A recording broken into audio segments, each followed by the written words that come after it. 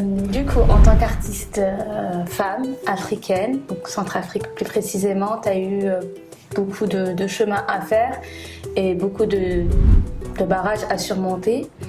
Donc, comme l'envers du décor, quand tu es une femme qui va à la recherche des producteurs, enfin, pas mal de choses comme ça. Est-ce que t'as pas eu à un moment donné envie d'abandonner, de laisser tomber ou de succomber aux tentations pour... Non. Non. On succombe pas. C'est toute la force. Parce que quand on est jeune, quand on est dans la musique, on connaît pas et généralement quand on est jeune, on se dit bon c'est rien, ça c'est pas grave, je vais le faire, ça va pas me tuer, donc et puis je veux réaliser mon rêve surtout. Oui, tout à fait. Toi, qu'est-ce qui a fait que... Alors, moi, j'ai eu mon père qui me soutenait beaucoup dans ce que je faisais parce qu'il savait que j'aimais la musique et comme lui aussi, il aimait bien la musique, il jouait du saxophone avant, donc il jouait de la guitare aussi. Du coup, pour le coup, il a donné des prénoms un peu saxophoniques, je sais pas si ça se dit, à ma sœur. J'ai une grande sœur qui s'appelle Saxette, j'ai un frère qui s'appelle Saxon. Moi, je devais m'appeler Saxonnette. Il devait y avoir une Saxine aussi, mais bon. Ma grand-mère, elle a dit non, stop, ça s'arrête là. Après Saxon, c'est bon, tu changes et tout ça. On remercie mamie. Saxette, mais le prénom de ta sœur est très beau. Hein. Oui, je l'aime beaucoup. Vraiment, J'aime beaucoup ce prénom-là aussi. Mais elle, en général, je l'aime. Elle, en général, je l'aime beaucoup. Et donc voilà, donc, mon père, il m'accompagnait quand il fallait aller faire des showcases, des soirées et tout ça, partir tard le soir. Il m'accompagnait, il me déposait, il revenait me chercher. Ce soutien familial. J'ai eu ce soutien familial-là, il me donnait des sous. Quand je voulais enregistrer des chansons. J'allais prendre un devis, je les ramenais. Bon, parfois, je modifiais, hein, je mettais un peu plus. Merci, quand même. Aujourd'hui, je me confesse. Il me donnait les sous. Parfois, je lui disais que c'était pour une chanson, mais en fait, j'arrive à faire 2 chansons et tout ça. Donc voilà quoi. Quand même, on est avec la chanson. Oui, c'était en... non. Pour du shopping. Non. Donc il faisait ça, mais bon, c'est vrai que c'est quand même un peu difficile. J'en connais pas personnellement, mais je crois qu'il y a eu des filles à l'époque de mon âge qui ont dû céder à pas mal de choses bizarres pour faire la musique. Mais bon. Maintenant, les choses ont changé. Maintenant, il y a des choses qui se disent plus facilement maintenant. Donc après, je sais pas. Si jamais il y a quelqu'un qui te propose un truc que tu veux pas, dis-le, tu veux pas. On va pas te forcer à le faire. Parce que quelque part, si on te force à le faire et que tu acceptes, c'est parce que c'est toi qui as accepté. Si tu n'acceptes pas, on ne te force pas en fait. Ou viens pas quand on t'invite quelque part. Oui, viens. En fait, il y a des choses qu'on remarque de loin. Quand tu vois quelqu'un qui t'apprécie pour ta musique, tu le vois, tu le sens. Ça se voit dans le regard. Comme là, tu es en train de me voir. Il y a des choses qui se remarquent. Donc non, j'ai jamais eu à tomber dans quoi que ce soit de bizarre pour ma musique. Et ça, franchement, j'en suis très fière. Donc là, tu nous as beaucoup parlé de ton papa qui t'a aidé et qui t'a soutenu et qui, grâce à lui, donc t'as pas eu à tomber dans certains pièges de la musique. Oui. Et tout à l'heure, tu nous as dit que tu avais écrit une musique pour ta maman. Oui. Est-ce que tu peux nous en dire un petit peu plus? Alors, ma mère, c'est une femme très, très, très forte. Elle est très forte, elle est très douce. C'est la femme, quoi. Ma mère, tu lui touches la tête, tu lui mets une plaque, elle ne te répond pas. Elle est comme ça. Après, moi, je suis carrément son contraire sur ce point-là. C'est carrément son contraire sur ce point-là. Elle nous a toujours appris le respect, l'amour, le partage. En fait, les valeurs africaines. Elle nous a tous éduqués pareil. Parce que je me rappelle... Quand on était petite, il y avait des cousines qui venaient à la maison et tout. Elle n'a jamais fait de différence entre oui, ça c'est pas ma fille, je la traite comme ça. Non, on était tous pareils. Moi, quand j'étais petite, à un moment, je croyais que mes cousines étaient mes sœurs. Et c'est plus tard, quand j'ai grandi, que j'ai su non, finalement, c'est la fille de ta tante, nanana et tout. Et donc, je voulais l'honorer. Je voulais l'honorer. J'avais pas grand-chose à lui donner.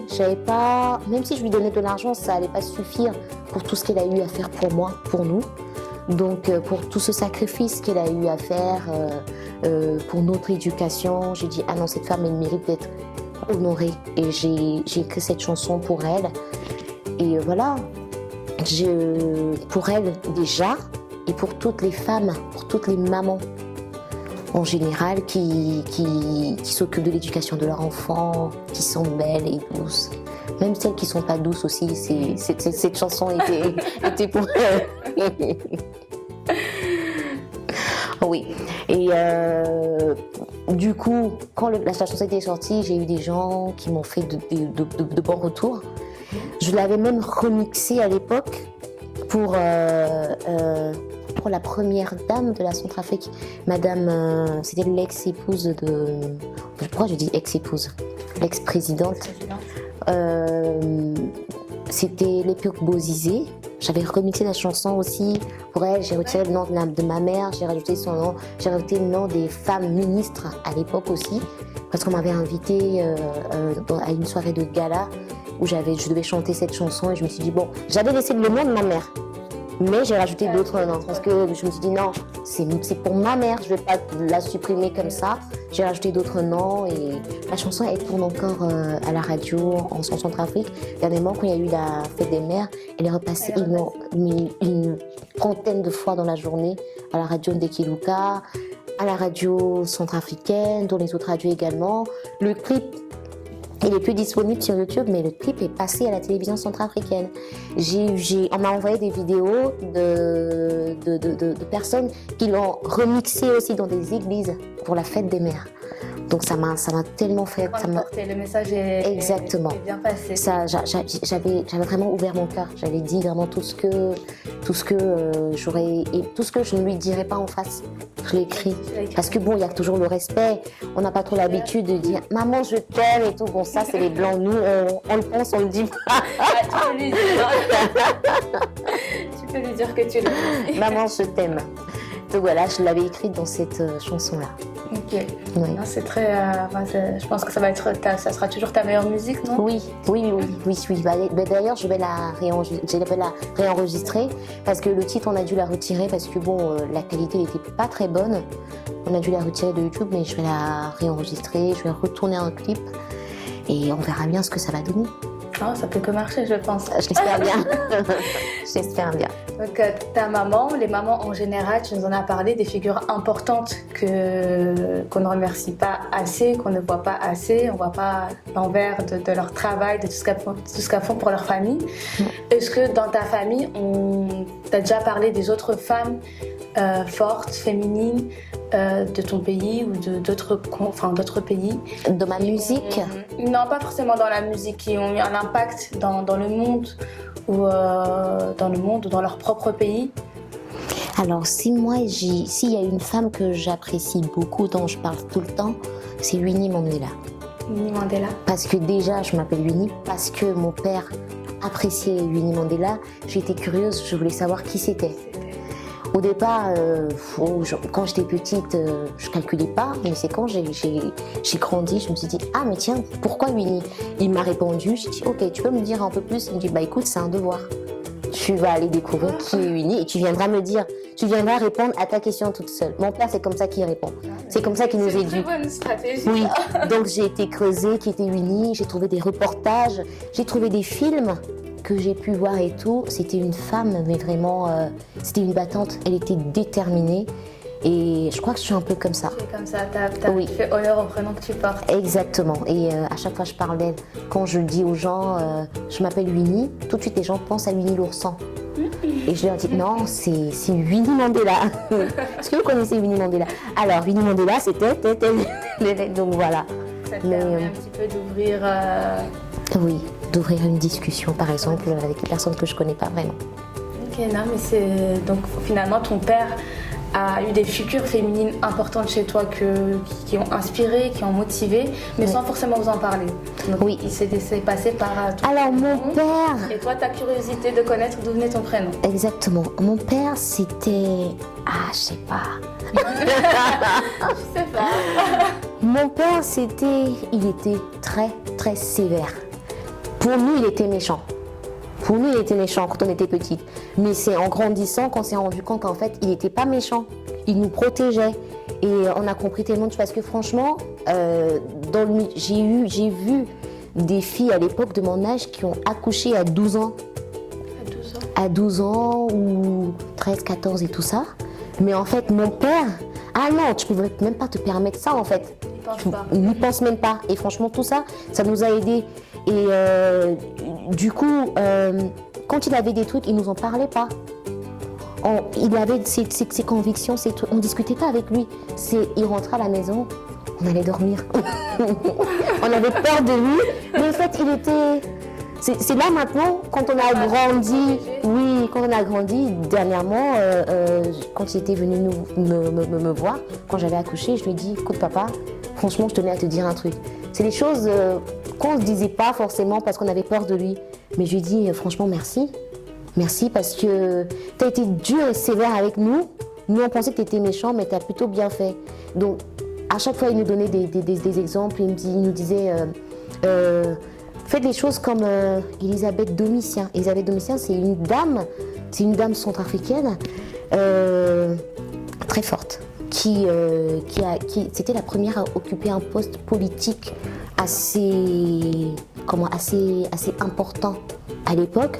Donc il nous donnait ce genre d'exemple. Oui, aller chercher des trucs sur cette dame et tout ça, et on le fuyait parce qu'il nous donnait trop de travail. Après l'école. Oui, et il avait beaucoup de filles. Mon père, il avait 5 filles.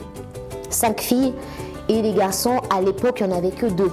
Donc les filles, à chaque fois, ils nous faisaient travailler. Oui, va chercher les infos là-bas, va chercher ça. On n'aimait pas, on n'appréciait pas, mais en fait, c'était sa façon à lui, de nous apprendre, de nous éduquer, de nous dire, écoutez, il y a des figures féminines, prenez exemple sur elles. Sa façon à lui de vous dire, moi je peux peut-être pas, mais comme il savait que le monde pour les femmes et les hommes était pas pareil. Non, pas du tout. C'était pas du tout pareil. Sa façon à lui de vous montrer qu'on peut le faire, finalement. On peut le faire, il faut y croire tout simplement et voilà. C'était pas impossible. Pour toi, ça a plutôt bien fonctionné pour moi. Ça a suivi finalement toutes ces femmes, tout leur courage. Oui, tout leur courage. Il y en a d'autres. Il y a en Centrafrique. Ah, j'ai les noms m'échappent. Mais il y avait une dame, elle était un peu métissée comme ça et s'occupait des enfants de la rue. Elle aussi, c'était une battante. Quand elle voulait faire un truc, quand on lui disait non, elle le faisait quand même. Et oui. Et j'ai un trou, mais bon, quand ça reviendra, je vous l'enverrai par texto, comme ça vous allez le mettre dans. D'accord. Mais ça, c'est venu de ton papa, donc toutes ces informations-là. Est-ce que tu penses qu'il y a un manque d'informations par rapport à toutes ces femmes importantes dans l'éducation en Centrafrique? Je ne sais pas ce qu'on enseigne ou pas. Donc généralement les héros masculins, on en connaît. Les héros occidentaux, on en parle. Oui. Mais par rapport à nos héroïnes, à nous, aux femmes fortes qui ont été soit à l'ombre ou soit qui ont quand même une très grande contribution dans pas mal de choses et dans pas mal de pays, est-ce qu'on en parle assez ou pas? Non. Ici, on n'en parle pas, mais en Centrafrique, est-ce qu'on en parle? En Centrafrique, honnêtement, on n'en parle pas. Non, on n'en parle pas. Il faut faire ses recherches. Là, par exemple, je pense même dans un lycée, si on arrive, on pose des questions sur les grandes figures centrafricaines.